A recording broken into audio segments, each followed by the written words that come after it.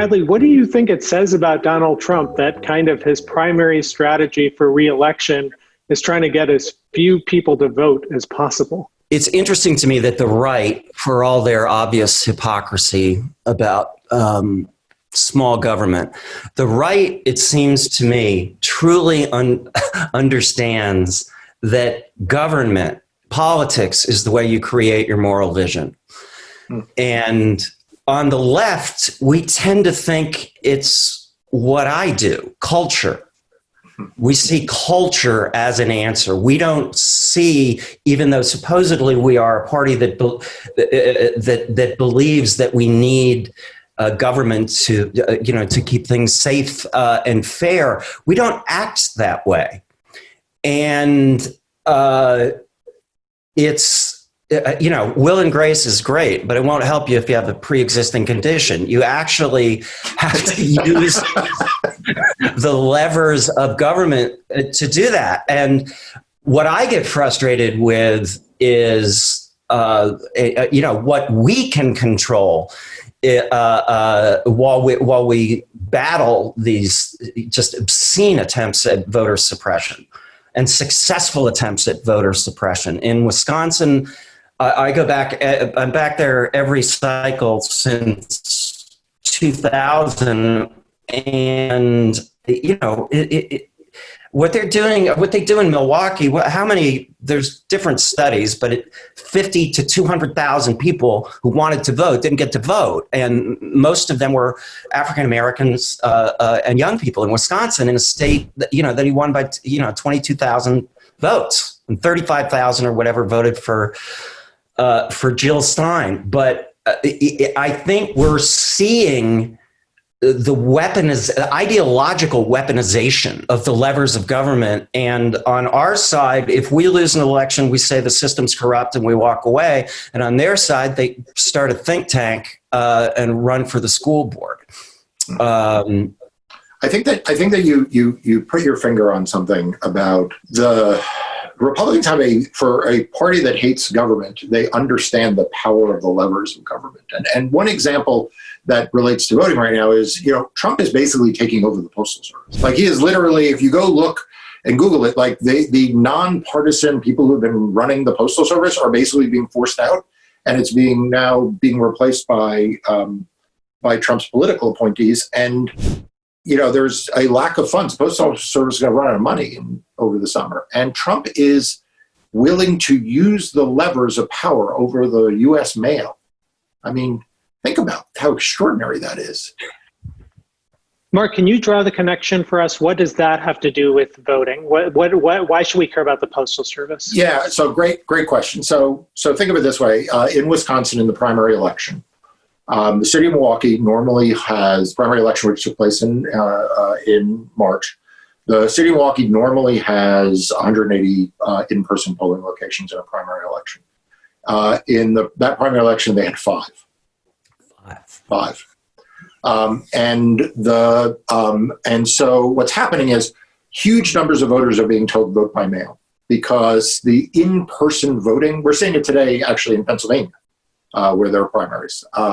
There are shortages of in-person polling locations, both because of COVID, but also because of steps that Republican elected officials are taking at the local level to close polling locations. Remember, the 7.5-hour long lines we saw in Texas were before COVID, and we saw 400 precincts close in Texas before COVID. So what you have is you have a diminution of in-person voting, which has been going on for years, which creates longer lines predominantly in cities and in minority and young and college voting locations.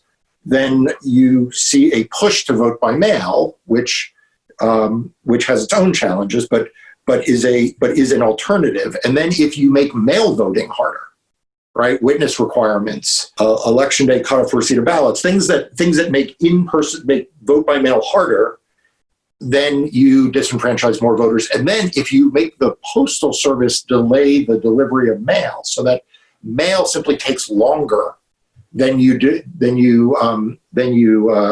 affect it even more. Let me give you one quick statistic on vote by mail. 2018, very close election, governor, Senate in the state of Florida. Florida had a lot of vote by mail in 2018, not as much as we'll see this election cycle, but large numbers of vote by mail. You look at the rejected ballots, 1% to 2% of ballots cast by mail every election are rejected. You look at the rejected ballots in Florida. This is a study that came out last month. 5.4% of ballots cast by those 18 to 21-year-old were rejected. 0.6% of those over 65. So basically 1 out of every 20 young voters' ballots were rejected by mail. 1 out of every 200 older voters' ballots were rejected by mail. For Black, Hispanic, and Native American versus white, it was 2 to 1. So African Americans, Latinos, Native Americans, twice as likely to have their ballots rejected as whites by mail. Why was that? A lot of complicated reasons, but one, remember there was a terrorist in Florida who was sending out pipe bombs to the media and Democrats? That closed a central mail facility for a number of days right before the election day in Florida.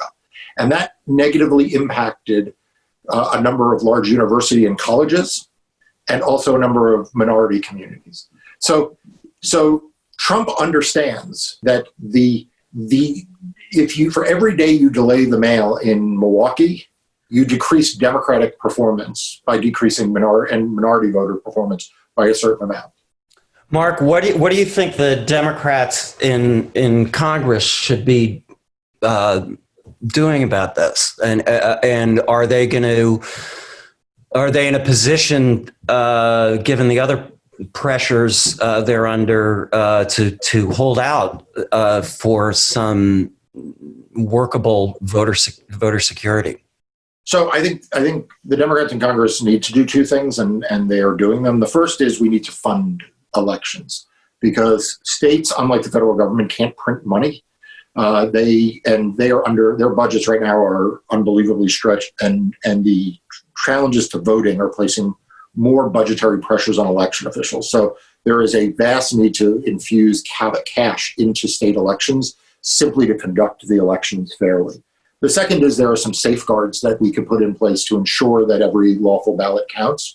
And Democrats have proposed those. I propose these things, what I call the 4 pillars of protecting vote by mail. Those 4 pillars are all are in the Democratic bills, along with the billions in funding that election officials need. McConnell blocked these in the last CARES Act and only allowed a minimal amount of funding. The question is in the next one, whether or not in the next CARES Act, Democrats will be able to get this. But as you say, they are competing against a whole host of other needs in the next bill as well. Yeah, and Marc, it seems like Congress is incapable of doing virtually anything right now. So I guess could you give everyone... Except confirming judges.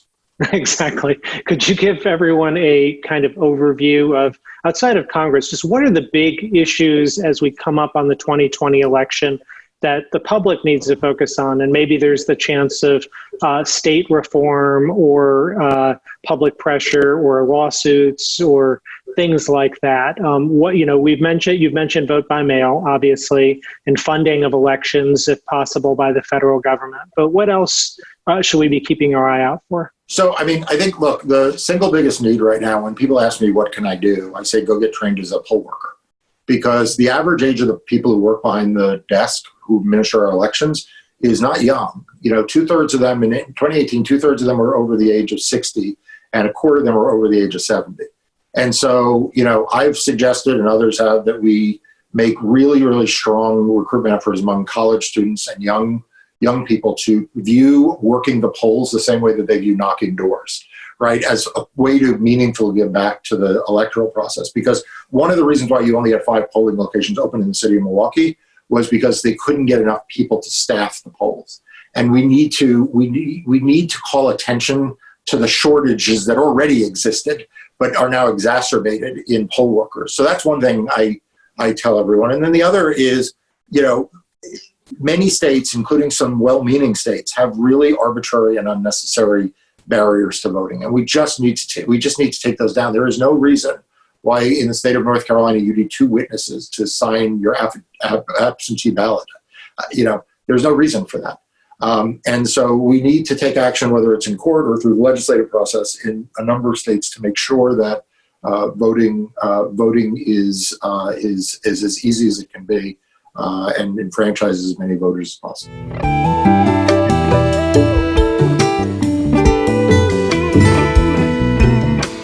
Thanks for tuning in to The New Normal featuring Marc Elias and Bradley Whitford. If you haven't already, subscribe to my YouTube channel and follow my Instagram and never miss a new update.